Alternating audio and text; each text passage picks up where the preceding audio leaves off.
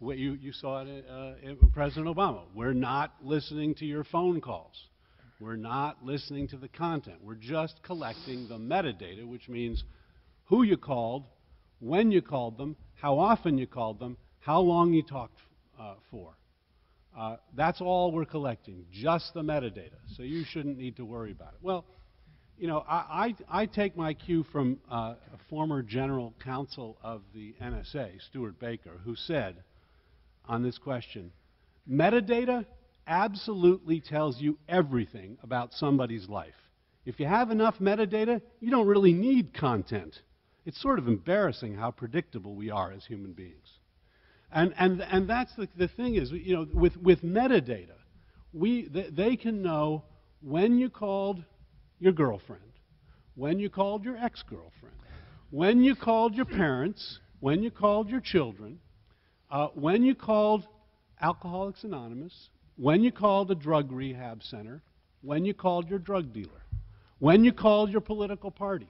They know all of that. They can connect up. Who are your closest friends? Who are you most closely associated with? Who do you talk to all the time? Who do you talk to only sometimes? That's a tremendous amount of information that they can get. And we got it from General Counsel of the NSA himself. We don't even need content if we can get metadata.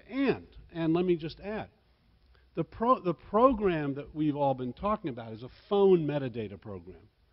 But the law under which the NSA gathered this is not a law that limits to phone company and phone data. It's a law that allows the government to get any business records on anybody.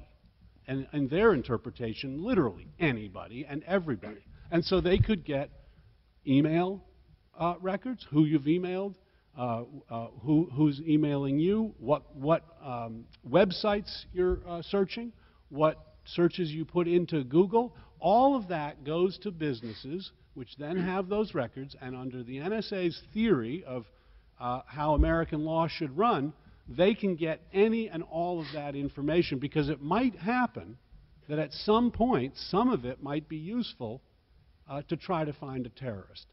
To me, that's dragnet surveillance at its worst, and the distinction between content and metadata really is erased. Is erased. And this is all done under the Foreign Intelligence Surveillance Act, and the Foreign Intelligence Surveillance Court is the secret court that weighs, as I said, in secret, the legal justification for putting together a search of metadata linked to a person or persons, and then gives it an okay or a not okay, and it is on a time limit.